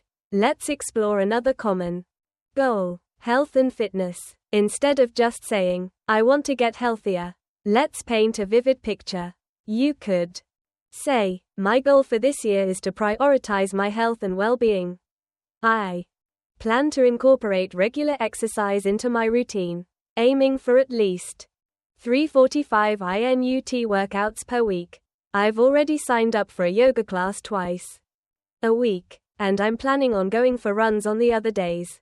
Along with exercise, I'm focusing on improving my diet by consuming more fruits and vegetables. I'm aiming to incorporate a salad into my lunch every day and snack on fruits instead of processed foods.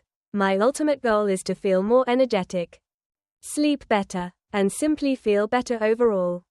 Notice the specificity. It's not just about exercising, but how you plan to exercise and what you'll be eating. Remember, the key to expressing your goals effectively is to be specific and descriptive. Use vivid language to paint a picture of your aspirations and the steps you're taking to achieve them. The phrases, "One of my goals is," and "I want to" are excellent starting points, but don't be afraid to expand on them and provide context.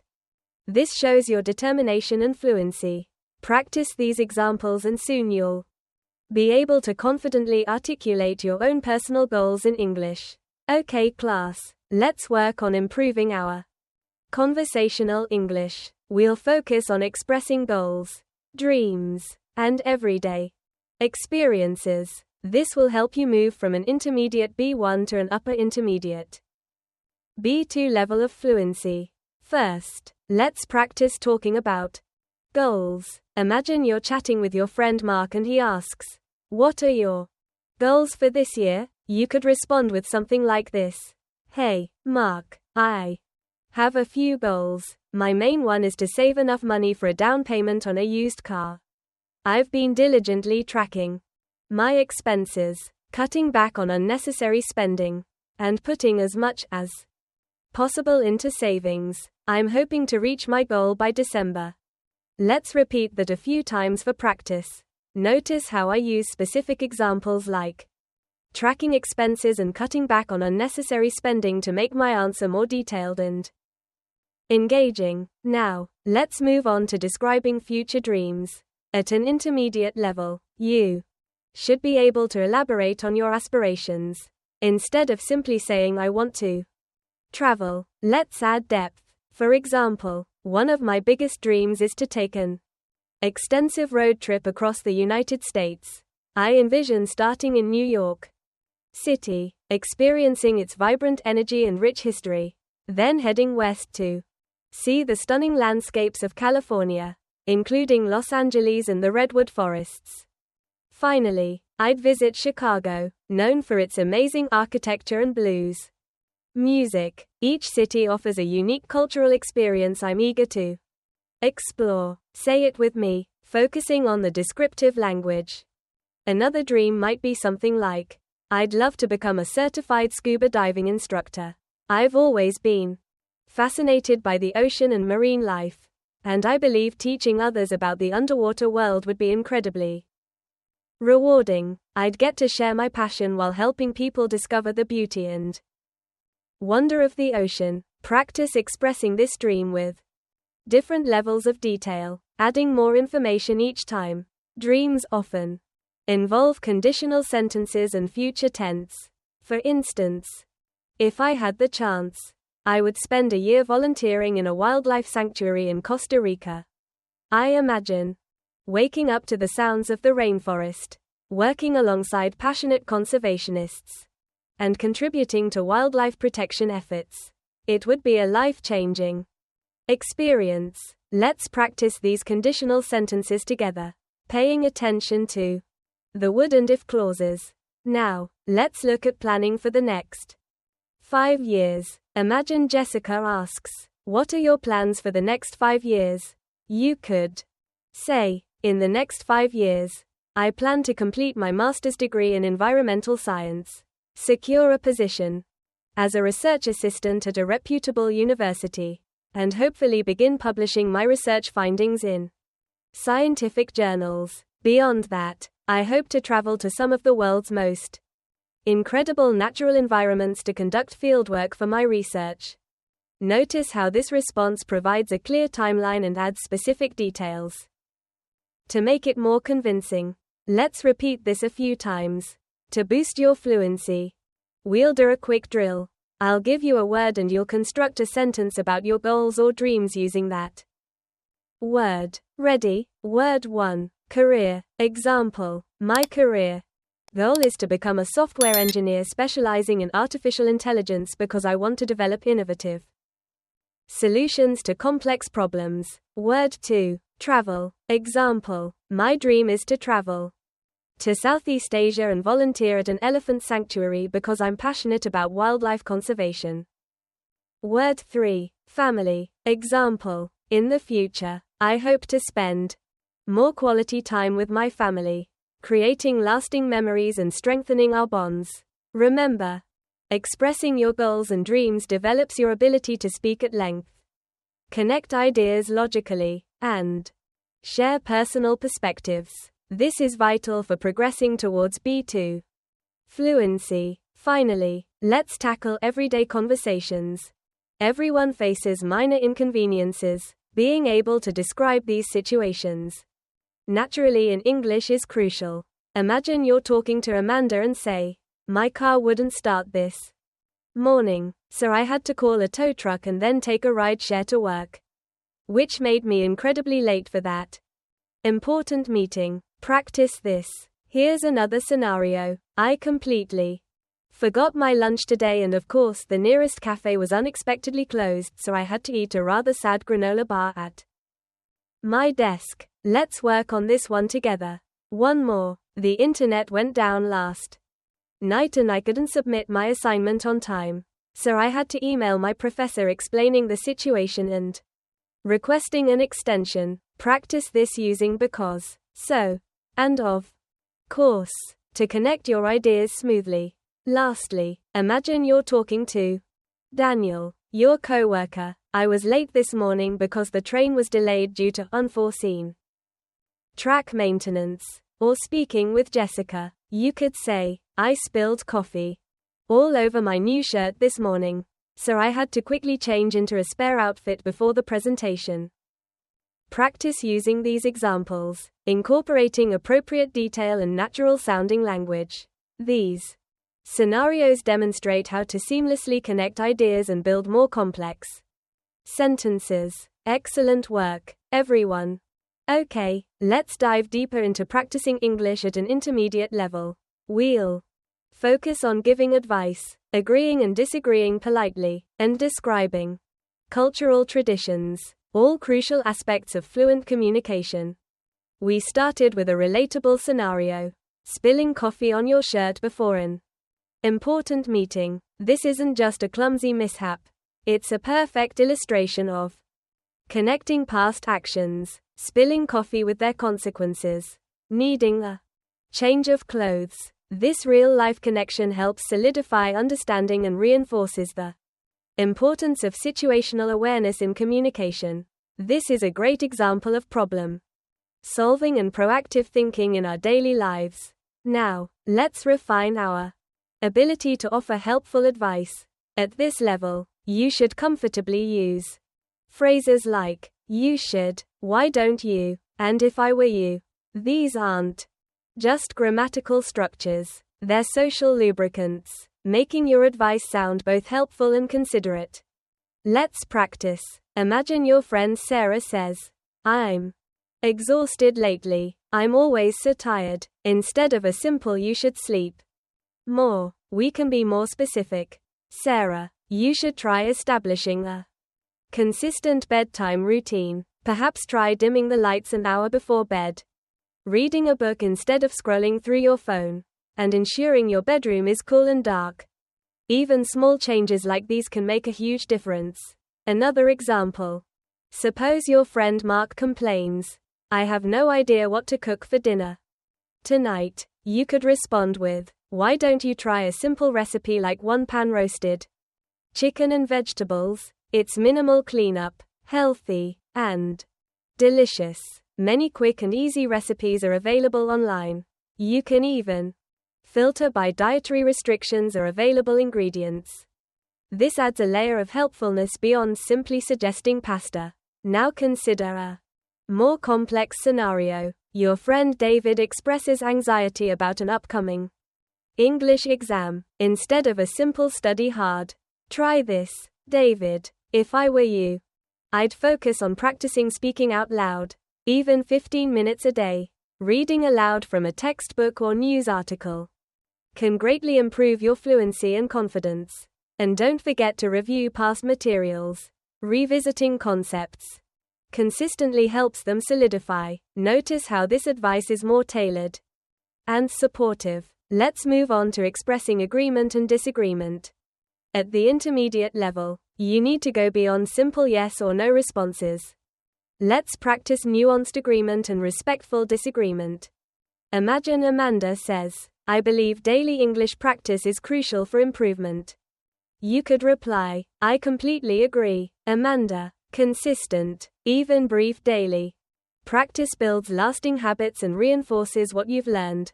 It's like exercising a muscle. Regular use strengthens it. This provides a reason why you agree, making your response more persuasive and meaningful. Now, let's try partial agreement. If Mark says, I think watching movies is a better way to learn English than reading books, you could say, I see your point, Mark. Movies are fantastic for improving listening comprehension and picking up colloquialisms.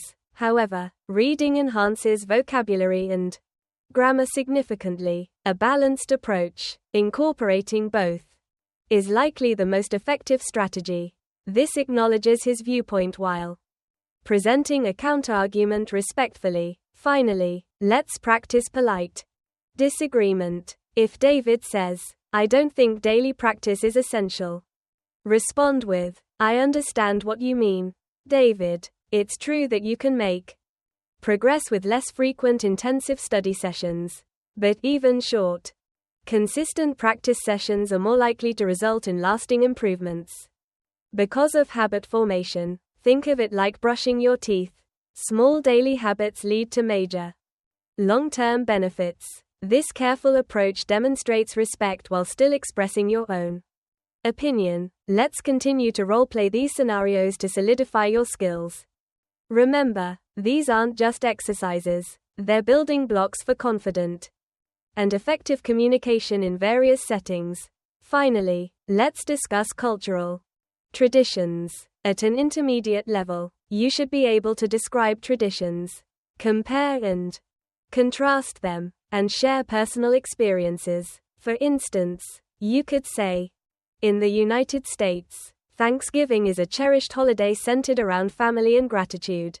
It's traditionally celebrated with a large feast, often featuring roast turkey, stuffing, and various side dishes. Families gather, often traveling across the country to share a meal, reflect on the past year, and express their appreciation for loved ones. Many participate in parades and volunteer work before the meal, highlighting the community-building aspect of the holiday. This richer description goes beyond simply stating what people eat. It adds detail and context. We will continue to practice these elements and more in our future sessions. Let's explore the topic of celebrations.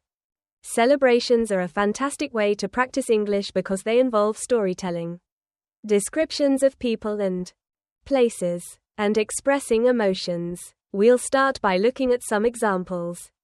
First, consider Thanksgiving. Many families gather for a large feast, sharing a delicious meal featuring a roasted turkey, stuffing, mashed potatoes, gravy, and pumpkin pie. Beyond the food, a key part of Thanksgiving is spending quality time together, sharing what they're thankful for, a practice that fosters strong family bonds and reflects on blessings received throughout the year. It's a time for reflection and gratitude. Let's practice. This past Thanksgiving, my family gathered at Grandma's house. We ate a huge meal, played games, and shared stories about what we were thankful for. It was a truly heartwarming day. Now you try. Describe your own Thanksgiving or a similar holiday focusing on the food.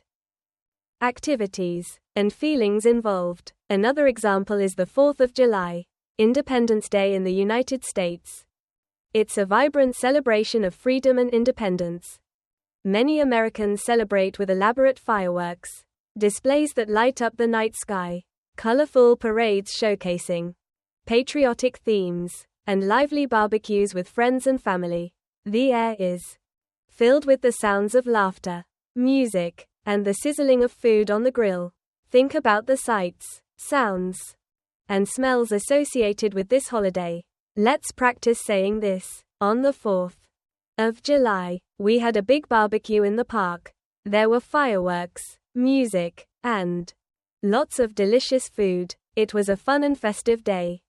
Now, it's your turn to describe a significant holiday or cultural event in your own community. Focusing on the activities, food, and overall atmosphere. Remember to speak it aloud to improve your fluency. Now, let's move beyond specific holidays and talk more broadly about celebrations. Let's take Christmas for instance. Last Christmas, my family decorated our house with twinkling lights, a magnificent Christmas tree, adorned with ornaments and garlands. On Christmas Eve, we exchanged gifts, a tradition filled with anticipation and joy, and enjoyed a festive dinner together. It was a truly warm and happy time filled with laughter and the spirit of giving. We even watched a classic Christmas movie together afterward. Repeat after me. Last Christmas, my family. Now you create your own sentence describing a memorable Christmas celebration. Let's look at another example. My birthday last year, my friends surprised me with a fantastic party at Sarah's cozy apartment. They decorated with colorful balloons, played my favorite music, creating a lively atmosphere, and even baked my favorite chocolate cake, a delicious masterpiece. I felt so loved and appreciated. It was a truly unforgettable birthday. Practice saying this for my birthday last year. Now create your own description of a memorable birthday celebration. Finally, let's role play. Imagine your coworker David asks, "Did you celebrate your birthday this year?" Instead of a simple yes, give a detailed answer. For example, "Yes, David, I did. I had a quiet but lovely celebration. My family and I went to a fantastic Italian restaurant, savoring delicious pasta and wine. Afterward, we went back home and enjoyed a small homemade cake. It was simple but perfect." Now, practice your own version of this conversation, making sure to include vivid details. Remember, the more descriptive you are, the more engaging and natural your English will sound. Okay class, let's dive into crafting compelling travel narratives. Travel is a fantastic topic for practicing past tense verbs, descriptive language, and expressing personal opinions. It's a great way to bring your English to life. For example, 2 years ago, I visited New York City with my cousin Sarah. We didn't just see Times Square. We experienced the dazzling, overwhelming sensory overload of a million flashing lights, the cacophony of sounds, and the sheer energy of the crowds. We didn't just walk through Central Park. We strolled along its meandering paths, admiring the vibrant bursts of color from the blossoming flowers in the springtime, the rustling leaves in the summer, or the fiery hues of autumn foliage. And that boat ride past the Statue of Liberty. The sun glistened off the copper, the gentle rocking of the boat, the cool spray of the water on our faces. It was truly unforgettable. Let's repeat that a bit more descriptively. 2 years ago, I experienced the vibrant energy of New York City with my cousin Sarah. We strolled through Central Park, marveling at the season-specific description, then witnessed the dazzling spectacle of Times Square at night. Finally, we enjoyed a refreshing boat ride, feeling the spray of the water as we sailed past the majestic Statue of Liberty. It was an unforgettable trip. Let's try another example. Last summer, I went to Florida with my friend Emily. We didn't just spend time on the beach.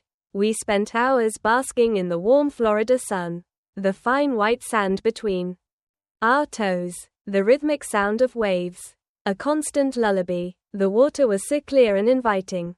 We swam until we were tired, then relaxed, sharing stories and laughter. Disney World wasn't just fun. It was a whirlwind of fantastical adventures, vibrant colors, and the sheer joy of reliving our childhoods. Remember to use vivid language. Last summer, I escaped to the sun-drenched beaches of Florida with my friend Emily. We spent countless hours swimming in the crystal clear water, building sand castles, and basking in the warmth of the sun. One unforgettable day, we immersed ourselves in the magical world of Disney World, reliving our childhood dreams and creating new memories. Now, it's your turn. Think of a recent trip. Describe the sights, sounds, smells, even the tastes. What did you do? How did you feel? Don't just tell me. Show me. Excellent. Now, let's move on to expressing nuanced opinions. At an intermediate level, you need to explain why you feel a certain way. If someone asks, do you prefer big cities or small towns? You shouldn't just say big cities, but explain why. I prefer the vibrancy and opportunities of a big city, the endless array of restaurants, the diverse cultures, and the constant buzz of activity. However, I can appreciate the peace and quiet of a small town. Its slower pace of life and strong sense of community can be very appealing. Repeat that. Let's make sure you're comfortable expressing both sides of your preference. Similarly, if asked about online versus classroom learning, you could say something like, while online learning offers unparalleled flexibility and convenience, allowing me to learn at my own pace and from anywhere, I also value the interactive learning environment of a classroom. The opportunity to engage with teachers and classmates directly, to ask questions, and participate in discussions is invaluable for deeper understanding and collaborative learning. Practice expressing both viewpoints clearly and confidently. Let's roleplay. Imagine someone says, I think learning English is easier when you watch movies. You could respond with, I agree that watching movies is a fantastic way to improve listening comprehension and get a feel for natural speech patterns. However, actively engaging in speaking practice is equally, if not more important for building fluency and confidence in expressing yourself. Now, let's combine culture, celebrations, travel, and opinions. Holiday. My favorite holiday is Thanksgiving. I love the delicious smells of roasting turkey and pumpkin pie. But most of all, I cherish the time spent with family and friends, sharing stories and laughter around a warm and inviting table trip. Last winter, I embarked on an unforgettable trip to the charming city of Quebec City in Canada. I explored the cobblestone streets of Old Quebec, a UNESCO World Heritage site, marveled at the stunning architecture, and enjoyed the cozy ambience of the city's many cafes and restaurants. The winter wonderland setting with the snow-covered streets and festive decorations created an enchanting atmosphere. Opinion. In my opinion, consistent practice is crucial to mastering a new language. Immersing yourself in the language through various activities like reading, listening to music, and conversing with native speakers accelerates the learning process. Finally, let's engage in extended storytelling practice. Imagine your friend asks, what was one of the best days you've had recently? You could respond with a detailed narrative, weaving together the events, feelings, and your reflections. Let's use the hiking example again. One of the best days I recently had was when I went hiking in the mountains with my friend Emily. We started early, the air crisp and cool, the sun just beginning to peek over the peaks. The trail was challenging but rewarding, taking us through lush forests, past babbling brooks, and eventually to a breathtaking vista. The feeling of accomplishment at the summit, coupled with the sheer beauty of the panoramic view, created a sense of peace and tranquility I hadn't felt in a long time. It was a reminder of nature's power and the simple joys of friendship. Remember to expand on this, bringing in sensory details and emotions. The more detail you provide, the more engaging and memorable your storytelling will be. Okay, let's enhance this English learning segment. We'll build on the original text, adding detail and making it more engaging for learners. Now, let's delve into another storytelling exercise. Imagine Michael asks, have you ever had a hilariously awkward moment at work? You could respond, yes, Michael, one day during a crucial presentation to the entire marketing team, the kind where your career hinges on a successful pitch, the light suddenly flickered and died, plunging us into complete darkness. The silence was deafening for a moment, punctuated only by a few nervous coughs. Then my colleague David, a man known for his quick wit and even quicker thinking, quipped, well, this certainly adds a dramatic flair to the Q&A session. Shall we continue by candlelight? Everyone erupted in laughter. It completely diffused the tense atmosphere. That stressful moment is now a cherished anecdote, a funny memory we still recount at team gatherings. It perfectly illustrates how a little humor can transform a potentially disastrous situation. Let's practice this. Say it with me. Yes, Michael. One day during a crucial presentation to the marketing team, the lights went out, plunging us into darkness. After a moment of stunned silence, my colleague David joked about continuing by candlelight. Everyone laughed. It turned a tense moment into a funny memory. Storytelling like this helps build your descriptive skills and incorporates sequencing words like first, then, next, finally, or one day. It also allows you to flex your humor muscle, a very useful skill in English conversations. Now, let's incorporate some reflective practice questions to help you think and speak simultaneously. Remember, the goal is not just a single sentence answer. Aim for 3 to 4 sentences rich in detail. Question 1. What was your most memorable trip in the past 5 years? Consider the location, your travel companions, specific activities, and most importantly, how the experience made you feel. Take a moment to formulate your answer, then speak it aloud. Excellent. Question 2. What's a significant goal you have for the future? Why is this goal personally important to you? Connect it to a past experience or a strong personal feeling. Share your answer now. Fantastic. Question 3. What's a hobby you genuinely enjoy and how often do you engage in it? Describe it vividly. The setting, the people involved, the feelings it evokes. Share your answer. Perfect. These reflection exercises are incredibly valuable because they train your brain to think and express itself fluently in English. This is the key to developing true fluency, bridging the gap between your thoughts and your spoken English.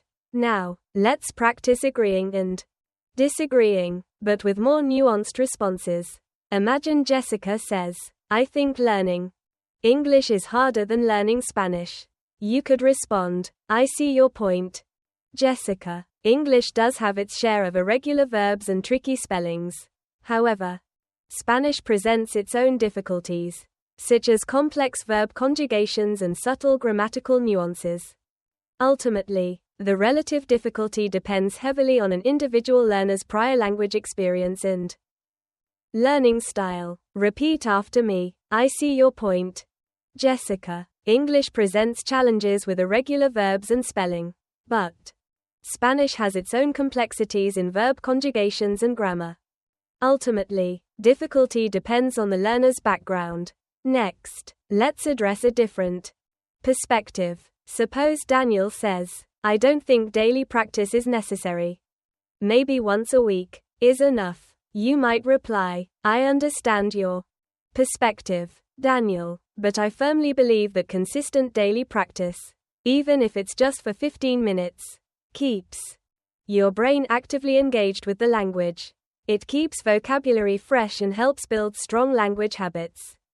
Think of it like exercise. Short, regular workouts are far more effective than sporadic, intense sessions. Let's practice that response together. Repeat after me. I understand your point, Daniel, but consistent daily practice, even short bursts, keeps the brain actively engaged. It maintains vocabulary and builds strong language habits. This type of polite discussion hones your skills for engaging in conversations where perspectives differ. Finally, let's do a fluency drill that combines everything we've covered: past, present, future tenses, opinions, and storytelling. I'll give you a word and you'll craft a detailed response. Word 1. Family. Example: last weekend my family and I spent a wonderful day at the beach. We built sand castles, played frisbee, and enjoyed a delicious seafood lunch together. The shared laughter and joyful moments created lasting memories.